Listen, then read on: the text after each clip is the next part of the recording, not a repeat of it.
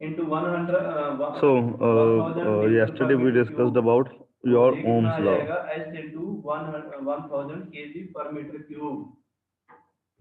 याद है आपको क्या किया था?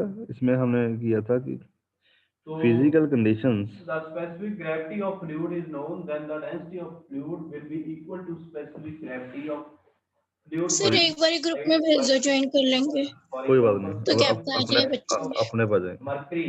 mercury चलो कितनी होती दे है देते हैं। 13.6 and सो फिजिकल तो वेट है कंडीशंस हमारे जो पास आपकी 7 थी न्यूटन। रिमेनिंग स्पेसिफिक वेट का कांस्टेंट, फॉर्मूला क्या होता है? Weight upon volume. वेट कितना है 7, वॉल्यूम कितना है 1 अपॉन 1000, तो कितना आ जाएगा 7000 योर newton per voltage metre cube. Across and S T कितना आ जाएगा? Weight any upon element G होता है हमारे पास ग्रेविटी। तो वेट इज कितना है 7000 एंड ग्रेविटी कितना होता है 9.8, तो कैलकुलेट करके आ जाएगा 713.5 डायरेक्टली केजी पर मीटर क्यूब। ऐसे ही जो स्पेसिफिक ग्रेविटी प्रोपोर्शनल निकालनी है उसके लिए क्या टू होता है? The density of liquid divide by density of current water. तो डेंसिटी ऑफ लिक्विड की कितनी दी हुई है? Flowing 713.5 in the end density of water कितनी है हमारे पास 1000, तो ये आ जाएगा हमारे पास 0.71 in the by. Element. Dharmendra numerical ठीक समझ है में जी। आ रहे हैं ये? तो फॉर डीसी अगर हम बात करें, for DC networks it is your, drone this is आपको योर आ रहे हैं ड्रोन? नेटवर्क। हाँ हाँ, तो आपको जो यूनिट ये वगैरह है ये रेजिस्टेंस है प्रॉपर आपको पता होना चाहिए आपकी। सारा, तभी आप आके न्यूमेरिकल निकाल सकते हो। ठीक क्योंकि है जी। मीटर सो क्यूब दिस पर इज लीटर योर को कैसे करंट। कन्वर्ट करना है अपने तो इसमें मीटर ये क्या क्यूब कह में, रहे हैं, वो वी सारी इक्वल चीजें टू आई आर आपको होता पता है। होनी चाहिए। तो फॉर योर एसी नेटवर्क्स, क्योंकि ये आपको सिंपल दिया एसी हुआ है नेटवर्क्स है तो न्यूमेरिकल, आपके 1 पास लीटर ऑफ सेम यही लिक्विड सर्किट है। With weight 7 newton. 1 लीटर को आप कन्वर्ट करोगे तो कितना आ जाएगा 1 upon 1000 metre V equal to I cube, Z. या ठीक है जी। 1 लीटर इज इक्वल टू तो अब अभी 1000 अगर सेंटीमीटर हम एक क्यूब। क्वेश्चन तो डिस्कस उसी को करें कि हाँ आपने जी, एक क्वेश्चन है आपके कैलकुलेट पास। करके वैल्यू निकालनी है सारी। ऐसे सेकंड न्यूमेरिकल दिया संजना, हुआ है, आपने नहीं क्या कैलकुलेट नाम तेरा, specific weight and weight Vaishali, of 1 litre जो इन अपने कंट्रोल ऑफ तुम्हारे यस सर। पार्टिसिपेंट्स हैं ना, इज उनका एक इक्वल टू स्क्रीनशॉट निकाल के 0.7। मुझे बाद में वॉल्यूम आपको मैसेज दिया कर हुआ देना है 1 व्हाट्सएप पे, ठीक लीटर, है? तो 1 litre yes sir. Divide by screenshot लेके रख लो अपना भी, वैसे ग्रेविटी तो कितनी मुझे दी हुई व्हाट्सएप है कर देना आपको? बाद में। 0.7। पहले क्या था आपको? वॉल्यूम दिया हुआ था और वेट दिया हुआ था। इसमें क्या है? वॉल्यूम दिया हुआ है और ग्रेविटी ठीक है, दी अगर हुई हम है एक आपको। क्वेश्चन करें कि तो यहाँ आपके से पास आप है वेट फाइंड आउट कर सकते टू हो। 1 रेजिस्टेंसेस। लीटर इन्होंने दिया है पेट्रोल ऑफ, इसकी ये कितना आएगा 1 लीटर इंटू 1 इंटू 1000 मान लीजिए आपके सेंटीमीटर पास टू क्यूब। अब रेजिस्टेंसेस हैं। सेंटीमीटर क्यूब को आप मीटर में कन्वर्ट करोगे तो ये आपका आंसर आ जाएगा 1000 in divide by series 10⁶ metre cube is equal to connected, 0.001 metre let us cube. assume that you have two अब एसटी का resistances फॉर्मूला क्या होगा आपके पास? connected in S series into to give जो आपको दिया हुआ है वो वॉल्यूम। resistance of तो वॉल्यूम कितना है 1000 KG 25 ohms। Per metre cube. तो ये आपके पास आंसर आ जाएगा। ऐसे ही जब आप ठीक है, वेट टू निकालने रेजिस्टेंस को कनेक्टेड इन रो सीरीज है row to into give a row resistance of into 25 री। ohms रो की when वैल्यू आपको कितनी दी हुई है 700 they ST. are when they वो are आपने निकाली connected है। in डी parallel आपको पता है जो फिक्स होती है, कांस्टेंट होती है 9.81। parallel तो जहाँ से आप they weight give a find out कर resistance लोगे, of वेट फाइंड आउट करने के बाद, लोड फाइंड आउट करने के बाद आपने 6 ohm। सीरीज में 25 ohm है और पैरेलल में है 6 ohm दे रहे हैं, ठीक है? अब कह रहे हैं कि इफ योर सप्लाई वोल्टेज, जो सप्लाई वोल्टेज है आपकी तो इस आपको 10 वोल्ट, स्पेसिफिक वेट के लिए कैलकुलेट आपने फाइंड आउट किया पहले small w is equal current to and weight upon voltage volume. Volume कितना है अक्रॉस 0.01। तो जहाँ से आप फाइंड आउट करोगे ईच आगे, जो आंसर आ जाएगा आपका, लोड आ जाएगा, जो वेट आ रजिस्टर जाएगा आपका 6.867 न्यूटन। Using Ohm's law. ऐसी विस्कोसिटी क्या होती है ड्रोन? ठीक है, पता है इसके बारे में कुछ? तो सोल्यूशन क्या है? Yes sir. ठीक है, क्वेश्चन समझ में आ गया कि आपके पास दो हेलो। रेजिस्टेंसेस हैं, whenever they are connected in series they are giving a resistance of 25 ohm, and when they are connected in आपकी आवाज parallel they बहुत are come uh giving a रही है। resistance of 6 ohms. So if the supply voltage is 10 volt, calculate the हाँ, current and voltage viscosity क्या होती across है? each resistor हाँ जी using हाँ। Ohm's law. ठीक है, तो इसमें क्या है कि दो हाँ जी रेजिस्टर्स हाँ, हैं, मान बोलो बोलो, लीजिए आ हम रही ये है क्या मान आवाज। के चल रहे हैं, दो रेजिस्टर्स हैं R1 एंड R2। ठीक है, तो R1 प्लस R2 जो है इट इज गिवन एज 25। हाँ तो जब पैरेलल में कनेक्ट होते हैं तो इसमें क्या पर है, आपको अभी इसका फार्मूला नहीं पता होगा ना कि रेजिस्टेंस कनेक्टेड इन सीरीज में कैसे करते हैं, पैरेलल में कैसे करते हैं। सर पता है वो R1 प्लस R2 वो सीरीज के लिए होता है और 1/R1 प्लस 1/R2 वो पैरेलल के लिए। Very good very good. तो when they are connected in parallel, ये पैरेलल का सिग्नल होता है, इसका मतलब होता है पैरेलल, ठीक है। व्हेन कनेक्टेड इन पैरेलल तो उसका जो रेजिस्टेंस क्या होगी, R1 R2 divided by single layer double layer उसी के हिसाब से R2, फाइंड आउट करेंगे। When two layer of fluid, ठीक है जी। ये आपको है 6 गिवन है, कोई डाउट? अगर डाउट है तो नो सर। ठीक है, तो ये आ गया आपका, ये गिवन है आपको। तो इसमें R1 R2 की वैल्यू क्या हो जाएगी, R1 प्लस R2 आपको गिवन है 25, ये जो है आपका ये 25 गिवन है यस आपको। सर। तो R1 R2 क्या होगा, 6 मल्टीप्लाइड बाई योर 25, तो इट विल बी 150 ohms, आगे क्या है उसके बाद जब हमने फ्रिक्शन लेस करने के लिए क्या ठीक है। इसमें कौन सी लेयर है, एक वाई होगी, यस सर। तो वो उसके आगे इन्होंने वेलोसिटी प्रोफाइल के तो इससे जब हम कैलकुलेट करेंगे R1 की वैल्यू जो है वो 10 ओम आ जाएगी और R2 की वैल्यू जो है आपकी वो 15 ओम आ जाएगी। और सेकंड का क्या है, तो अगर सीरीज में है तो करंट इन सीरीज है, जो करंट है in series will be I is equal to V by R, V by R1, ठीक। R1 आपकी रेजिस्टेंस क्या है आपकी 25 है, तो करंट जो आपका सर्किट का करंट है वो आपका हो जाएगा 0.4 ampere, I is equal to V by R, ठीक है जी। Yes sir. तो ये आपका हो गया। तो वोल्टेज इन पैरेलल जो है 10 वोल्ट आपको गिवन है, तो फिर हमें इंडिविजुअल करंट हर एक रेजिस्टेंस से निकालना है, वो कितना होगा। तो अगर हमें ये आपका 0.4 एम्पियर करंट है जो आपका ये करंट आ गया, तो ये बेसिकली करंट इन सीरीज में I equal to V by R आ गया, ये 0.4 एम्पियर आ गया, तो इट विल बी योर, तो इसमें क्या है कि रेजिस्टेंस ड्रॉप क्या होगा, सो योर रेजिस्टेंस ड्रॉप क्या होगा, 0.4 इंटू 10 R1 में होएगा, अब न्यू क्या है हमारे पास, 4 वोल्ट हो जाएगा, V is equal to I R. तो जो 15 ओम वाला है जो सेकंड रजिस्टर है, तो उसमें क्या होएगा 50 इंटू 0.4। तो अभी आपको मे भी हो सकता है समझ में ना आया हो ये क्या है। तो रेजिस्टेंस ड्रॉप अपने पास दो रेजिस्टेंसेस थे ना, एक 10 ओम की आई है और एक 15 ओम की आई है, दो आई हुई है ना रजिस्टर जो ऊपर निकाली है हमने। Yes sir. तो अगर हमने 10 ओम जो रेजिस्टेंस है उसमें जो वोल्टेज ड्रॉप कितना आएगा, V is equal to I R होता है, तो I आपको 0.4 एम्पियर हमने यहाँ से निकाला है, ठीक है। तो ये 0.4 यहाँ पे आ गया, तो ये R1 हो गया, मतलब ये R1 है ये। सिमिलरली R2 के केस में क्या होगा, R2 इंटू 0.4 6 वोल्ट आ जाएगा आपका। इसके बाद क्या है कि जो 10 ओम का रेजिस्टेंस है, तो इसमें करंट कितना होगा, current in R1 is equal to 10/10, I is equal to V by R होता है ना, यस सर। ठीक है। तो ये आपका 1 हो जाएगा, और 15 ओम रजिस्टर जो है उसमें R2 है जो, उसमें जो क्या होएगा 10/15 हो जाएगा, तो ये आपका 0.67 आ जाएगा। तो ऐसी क्वेश्चन है नॉर्मल जो हमने करने हैं। तो अभी थोड़ा सा मे बी बाकी उनको थोड़ा बहुत डाउट रहे, तो जैसे हम आगे क्वेश्चन करेंगे तो आपका सारा वो क्लियर आउट हो जाएगा कि हाँ जी हमने क्या किया, कोई दिक्कत नहीं, आपका हो जाएगा। तो यूनिट्स का हमने डिस्कशन कर लिया था कि हाँ जी क्या होता है, कि कौन से यूनिट क्या होते हैं। कि अगर आप चाहते हो तो मैं यूनिट्स का भी आपको बता देता हूँ, तो वो आप मेरे ख्याल में देख सकते हो खुद क्या, हाँ जी यूनिट्स का क्या होता है। तो ये आपका बेसिक जो आपका वो क्रिएट कर देंगे, कंसेप्ट है जो आपको यूनिट का सारा पता होना चाहिए, ठीक है। तो अब इसके बाद जो इम्पोर्टेंट पार्ट है, तो जो वो है आपका किरचॉफ लॉ। किरचॉफ लॉ क्या होते हैं, और टाइम को जब इसको मैथमेटिकली फॉर्म में आप कन्वर्ट करोगे आगे, तो force into time divide by square, तो इसके यूनिट है जो तो मैं आपका एक क्वेश्चन पेपर ही लीक कर रहा हूँ, आपका जो एमएसटी में क्वेश्चन आएगा, तो मैं आपसे क्वेश्चन पूछा जाऊंगा, पक्का पूछूंगा कि व्हाट आर किरचॉफ्स लॉ, या explain Kirchhoff's current law and Kirchhoff's voltage law. तो आपका क्वेश्चन पेपर हो गया जी। तो पहले मैं आपको क्वेश्चन बता रहा हूँ, तो ये आपको आएंगे। ठीक है जी। तो Yes, sir. किरचॉफ्स लॉ को first of all we need to know कि इन्हें किरचॉफ्स लॉ क्यों बोलते हैं। Kirchhoff was the name of the scientist जिन्होंने ये लॉ दिए थे, किरचॉफ्स करंट लॉ या और वोल्टेज लॉ। तो these laws were basically used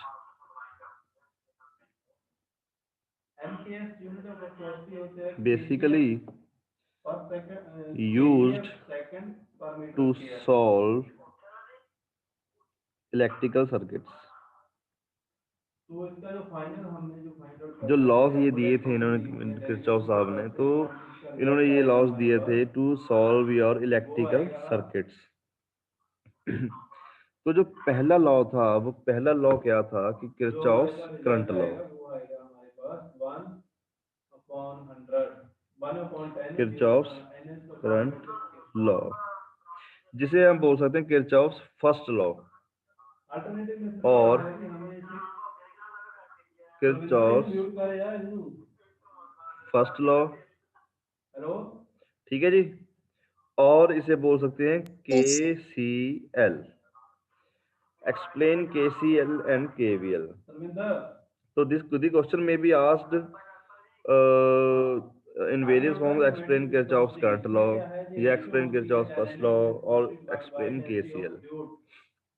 तो अगर हम इसके स्टेटमेंट का डिस्कशन करें तो इसकी स्टेटमेंट क्या है किरचॉफ्स लॉ की,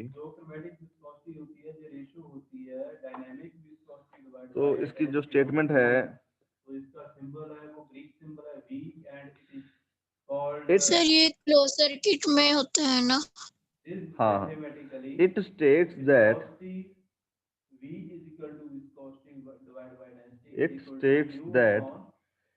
the algebraic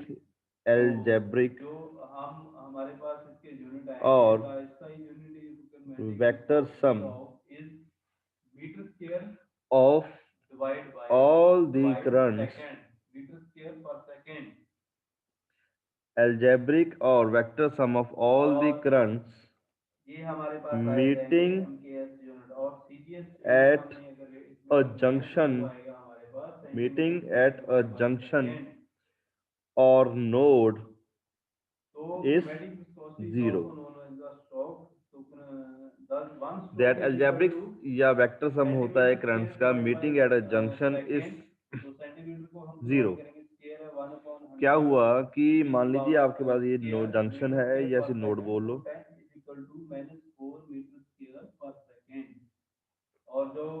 इसे बोल लीजिए आप जंक्शन और नोड। अब इसमें से एक करंट ये निकल रहा है,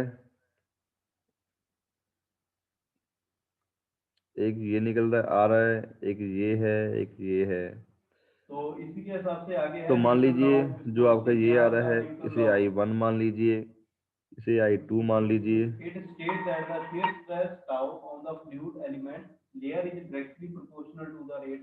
इसे इसमें क्या है अभी हमारा जो shear stress होती है, इसे आप I4 मान लीजिए, इसे आप I3 मान लीजिए। तो अगर हम इसे और हमने एक्सप्लेन करना हो, करंट एंटरिंग द नोड, ठीक है। अब जो मीटिंग एट अ जंक्शन हमने बोला है कि अलजेब्रिक सम है जो meeting at a junction is zero, तो इसे हम स्टेटमेंट को एक और वे से भी लिख सकते हैं। क्या लिख सकते हैं हम? Currents entering the node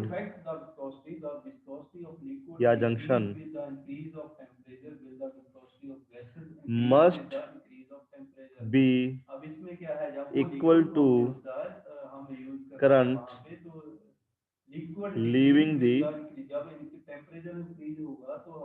node. क्या हुआ कि जो करंट्स आपके एंटर कर रहे हैं नोड पे और जो एग्जिट कर रहे हैं, they must be same. Sum of the currents entering और leaving must be same. Summation of current entering is equal to summation of current leaving. क्या हुआ, अब जो हमने ऊपर डायग्राम बनाई है अगर उसमें देखें हम तो देखिए जी इसमें जो एंटरिंग हो रही है तो ये आपका पॉइंट है, तो एंटरिंग करंट कौन कौन से हैं? I1 I1 I2 I2, तो जो लीविंग है वो लीविंग है ये वाले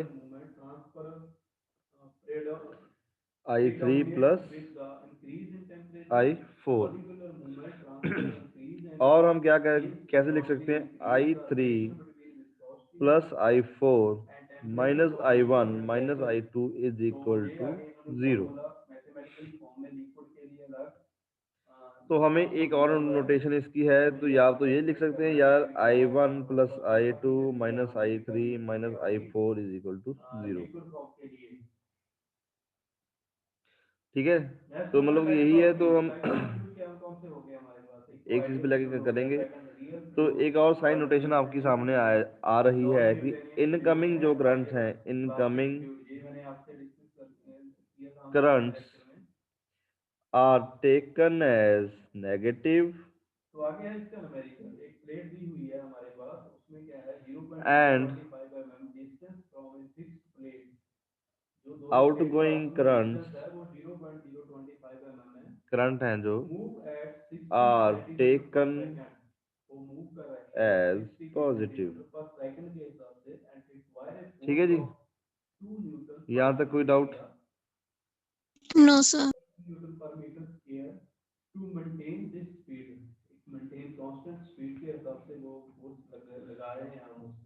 तो KCL law is based on conservation of charge, तो ये हम बोल सकते हैं अगर इनकमिंग और आउटगोइंग का सम है, जो इनकमिंग करंट है जो जितना आएगा उतना जाएगा।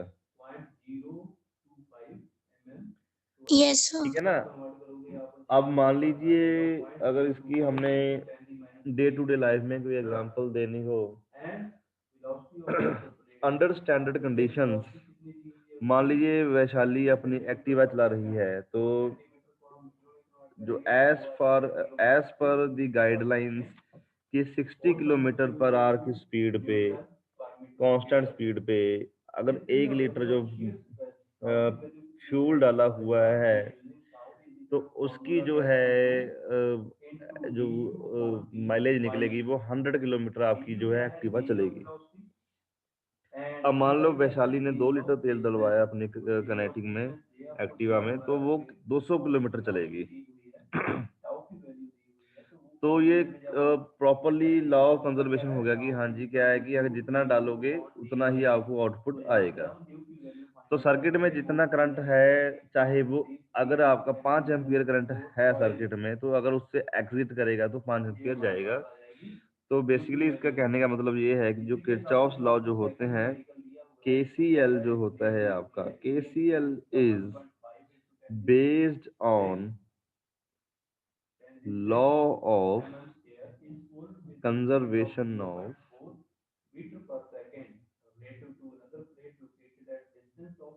चार्ज। ठीक है, और इसे हम क्या बोल सकते हैं, विच मीन्स अ नोड, जो आपका नोड है या जंक्शन है, node can not store charge. ठीक है जी। Yes sir. अब इसके बाद है किरचॉफ सेकंड लॉ जो आपका सामने आ रहा है। तो सेकंड लॉ इज योर, जब लेक्चर का टाइम होएगा मुझे अपने भी बता देना, ठीक है। सर अभी तो फ्री है। किरचॉफ्स वोल्टेज लॉ और केवीएल। ठीक है, तो इसकी कई तरीके की डेफिनेशन है। तो वन डेफिनेशन इज, इसकी जो स्टेटमेंट है, तो स्टेटमेंट आपको प्रॉपर याद करनी पड़ेगी। It states that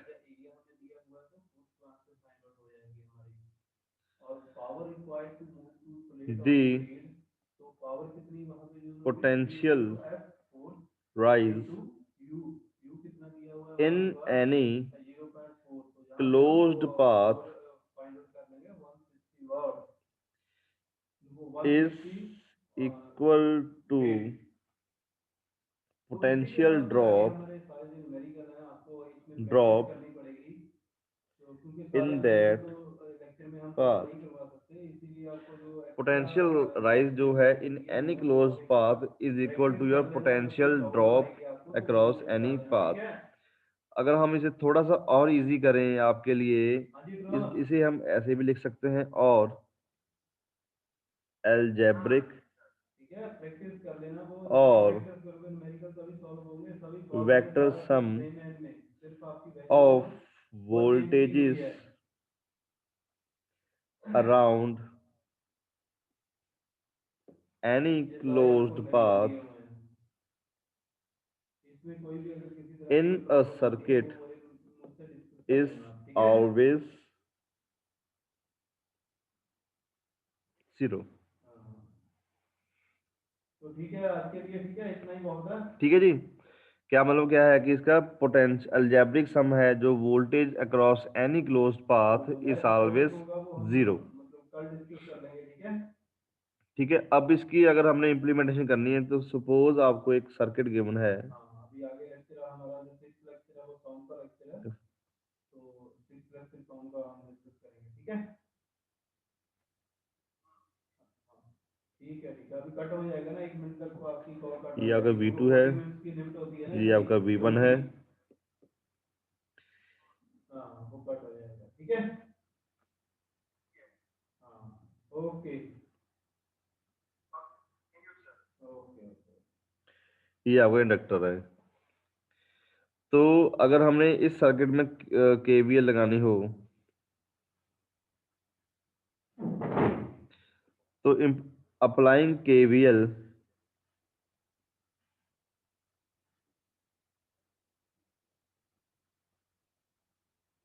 to above circuit, sum of potential rise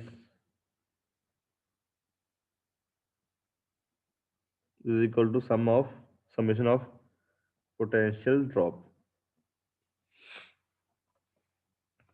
Means V1 minus V2 is equal to IR plus LDI by dt.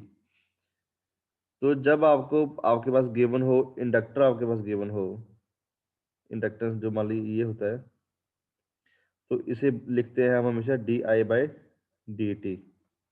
ठीक है, अगर L inductance into DI by change in current with respect to time, इसे inductor को हमेशा ऐसे लिखते हैं। Resistance जो होती है आपकी, इसमें करंट है, इसमें भी करंट है, तो इसे हमेशा I इंटू आर लिखते हैं। तो ये L into DI by dt लिखते हैं। ठीक है जी, ये आपको याद रखना पड़ेगा। Yes sir. ठीक है, तो अभी ये सर्किट है, तो आप ये मान लीजिए कि करंट है जो ऐसे जा रहा है I। ठीक है, अभी हमने जो अपना जो हमने आया है जो अपना ये, तो वो कैसे आया, V1। ठीक है, सर्किट यहाँ पे छोटा दोबारा बना लेते हैं।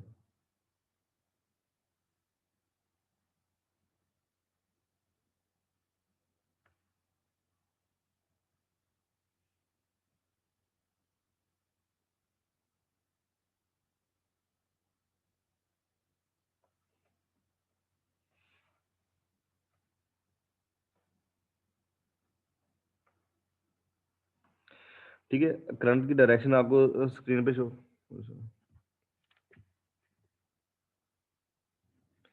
जो करंट की डायरेक्शन आपको शो होगी सारी दिख रहा है ना अभी आपको स्क्रीन पे अपनी।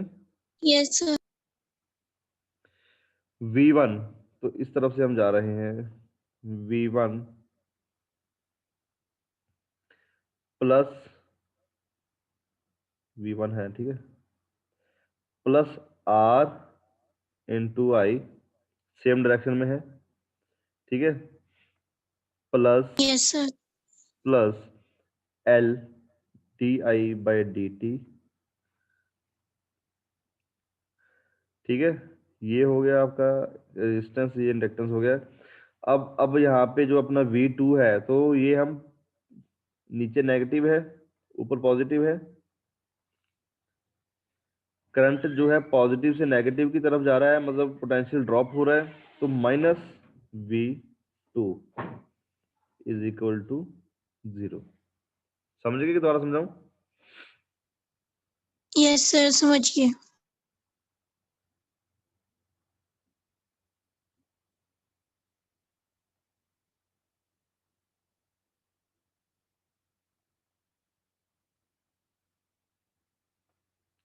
दोबारा बोल रहा हूं मैं आपको, V1 है ये, और ये आपका V2 है। वो ध्यान से देखिए दोबारा, V1 ये R है, ये L है,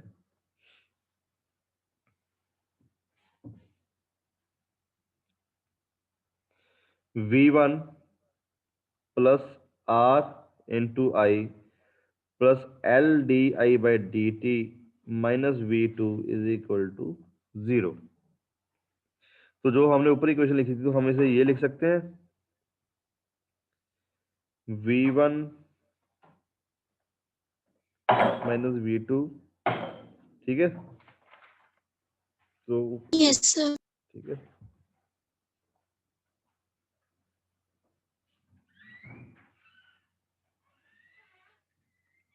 ठीक है, देख लीजिए एक बार।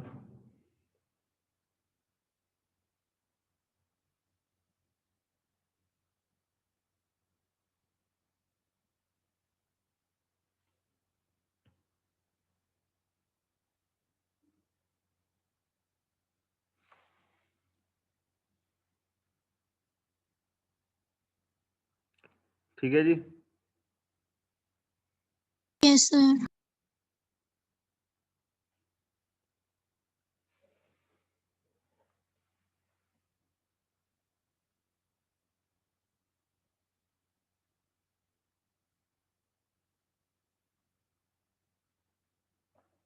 पक्का सही है?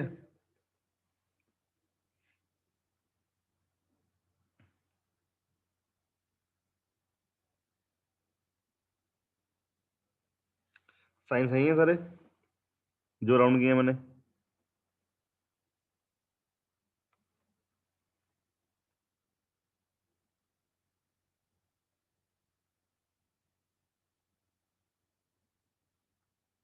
ये नहीं आना चाहिए था?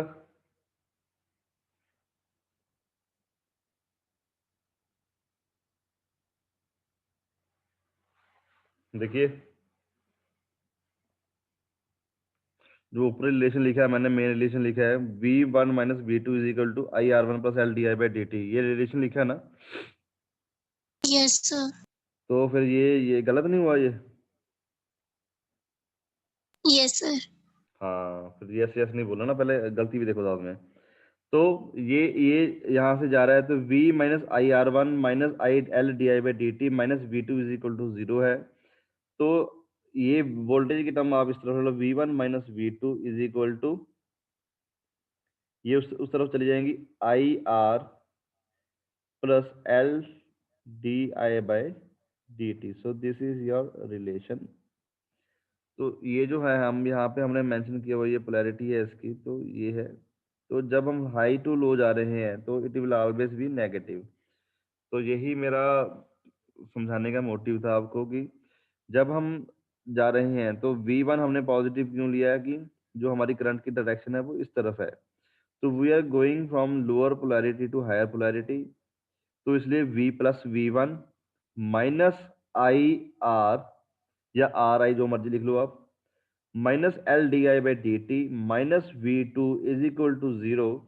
Keeping the voltage terms on your left hand side, the relation will be V1 minus V2 is equal to RI या IR plus LDI/dt. So this is your final relation and correct relation. ठीक है जी? कोई doubt या दोबारा समझाऊं कुछ? तो कभी आप करके आते हैं न्यूमेरिकल, हाँ जी मैंने न्यूमेरिकल पूरा सॉल्व कर दिया, तो ऐसी छोटी सी मिस्टेक्स आपकी हो जाती हैं, तो ये आपने ध्यान रखना है। तो हम इसके बहुत सारे न्यूमेरिकल्स करेंगे थोड़े बहुत, तो उसमें से आपको सारा कुछ क्लियर आउट हो जाएगा कि हाँ जी ये कैसे कैसे हम कर रहे हैं, क्या क्या हो रहा है। ठीक है जी। ठीक है सर। तो केवीएल केसीएल जो था, it is based on law of conservation of charge, and your KVL जो है आपका, KVL is based on law of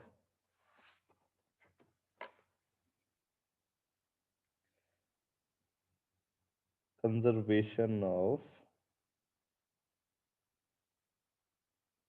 energy. ठीक है, और इसे थोड़ा सा अगर हम इलेबोरेट करें कि law of conservation of energy, it states, इसका मतलब क्या है, it means the total energy supplied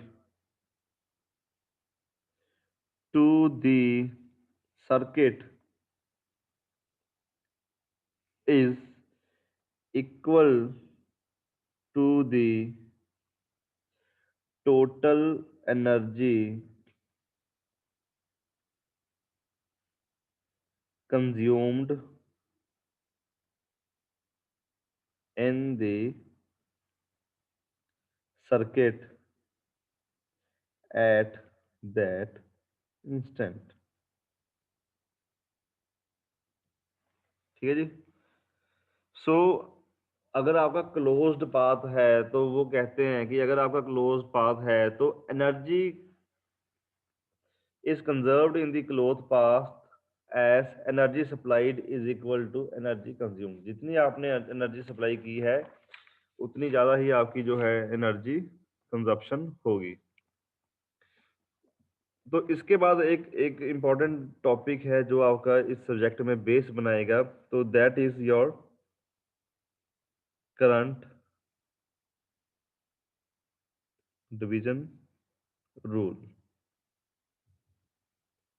So we will discuss the current division rule in our next lecture।